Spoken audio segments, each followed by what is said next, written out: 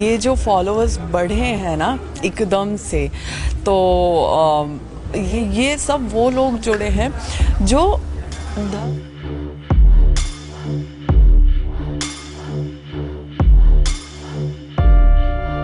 इसकी सच्चाई क्या है? अगर आप कैलाश आनंद जी के साथ जुड़ी हुई हैं, आप उनकी शिष्या हैं या आपको साध्वी जो कहा जा रहा है, इसके पीछे क्या तथ्य है वो आप बताइए। देखिए, मुझे जो एक टैग दिया गया है, टाइटल दिया गया है साध्वी का, वो नहीं देना चाहिए क्योंकि मैं साध्वी नहीं हूँ।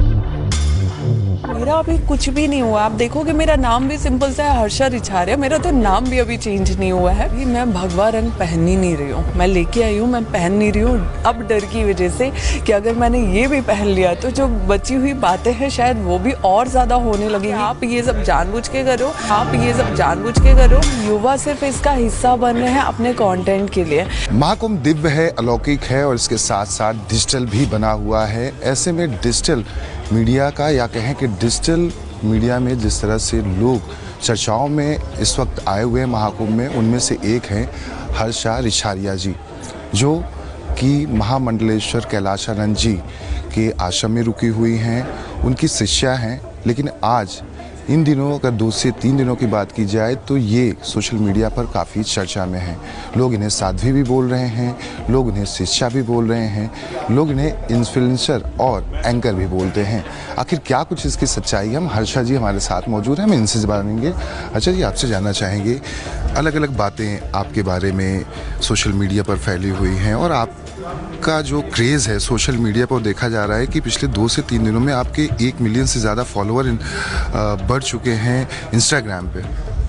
देखिए, ये जो फॉलोअर्स बढ़े हैं ना एकदम से, तो ये खुद में एक पॉजिटिव चीज़ मैं इसको लेके चल रही हूँ, क्योंकि अब वो जो जितने 10-11 लाख लोग मुझसे जुड़ गए हैं, ये सब वो लोग जुड़े हैं जो सनातन धर्म को और सनातन संस्कृति को देखना, समझना, महसूस करना चाहते हैं। क्योंकि मेरे पिछले 1 साल 1.5 साल के आप प्रोफाइल अगर देखोगे लास्ट का, तो उसमें मैं सिर्फ सनातन की ही बात कर रही हूँ, मैं उसमें जागरूकता की ही बात कर रही हूँ, मैं लोगों को धर्म के बारे में बताने के लिए ही बात कर रही हूँ।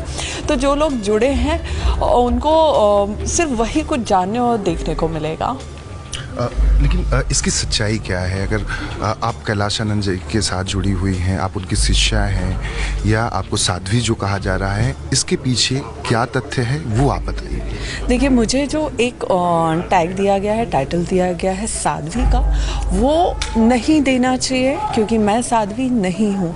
साध्वी बनना, साध्वी होना या उस पद तक पहुँचना खुद में एक बहुत कठोर तपस्या जैसा है, साधना जैसा है। उसके संस्कार होते हैं, उसके रिचुअल्स होते हैं, और मेरा अभी कुछ भी नहीं हुआ। आप देखोगे मेरा नाम भी सिंपल सा है, हर्षा रिछारिया। मेरा तो नाम भी अभी चेंज नहीं हुआ है, लेकिन उसको साध्वी हर्षा लोगों ने कर दिया है, जो अभी नहीं करना चाहिए। और मैं गुरुदेव की, परम पूज्य गुरुदेव स्वामी आचार्य महामंडलेश्वर कैलाशानंद गिरी जी निरंजनी अखाड़े से, मैं उनकी एक शिष्या हूँ, एक बेटी हूँ।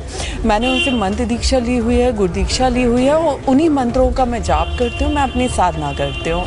जिस तरह का आपका गेटअप है, क्या इसको देखकर लोग ज़्यादा उत्साहित हैं कि इस वजह से आपको ऐसा साध्वी कहा जा रहा है? आपको पता है, अभी मैं भगवा रंग पहन ही नहीं रही हूँ। मैं लेके आई हूँ, मैं पहन नहीं रही हूँ, अब डर की वजह से कि अगर मैंने ये भी पहन लिया तो जो बची हुई बातें हैं शायद वो भी और ज़्यादा होने लगेंगी, क्योंकि वैसे भी चीज़ें अभी बहुत लाइक हाइप पे चली गई हैं।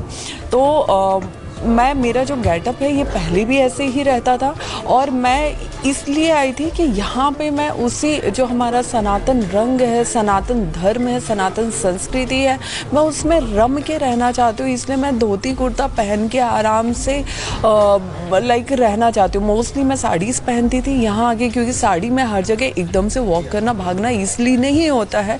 और मेरा वो माइंडसेट था कि नहीं, कुंभ में बहुत भीड़ रहेगी, अगर मुझे कहीं जाना पड़ा, थोड़ा बहुत वॉक करना पड़ा तो साड़ी कंफर्टेबल नहीं होगी। तो मैं अपने लिए कि कंफर्ट जोन को देखते हुए मैं धोती कुर्ता लाई थी। लेकिन अभी वो धोती कुर्ता पे भी वो हो गया कि आप ये सब जानबूझ के करो। तो इंसान का अपना एक कंफर्ट जोन होता है कि आप जब धर्म से जुड़े हो, संस्कृति से जुड़े हो, आपको अगर कुछ भी करना है तो आप किस चीज़ में ज़्यादा कंफर्टेबल हो और कौन सी चीज़ आपको दायरे में रख रही है। आपके इष्ट देव कौन है, किसे आप ज़्यादा पूछती हैं? पहला सवाल।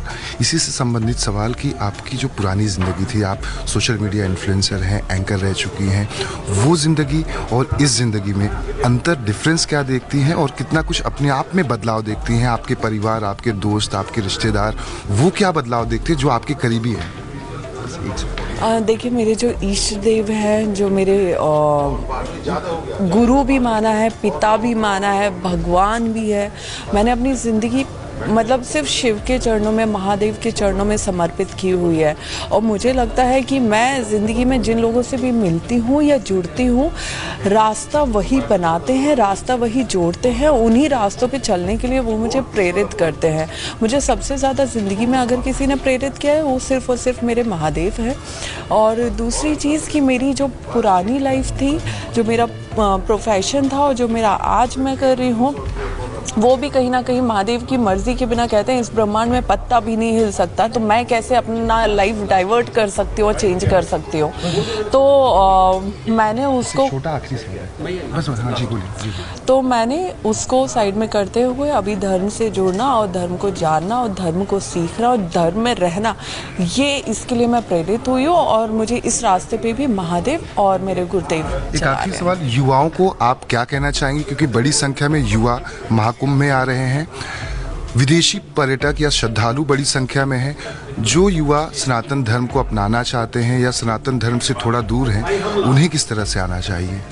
देखिए, ये बहुत अच्छी बात है कि इस बार के इस भव्य महाकुंभ, पूर्ण कुंभ में युवा बहुत जागरूक होकर इसका हिस्सा बन रहे हैं। लेकिन उससे भी बड़ी बात कि युवा सिर्फ इसका हिस्सा बन रहे हैं अपने कंटेंट के लिए।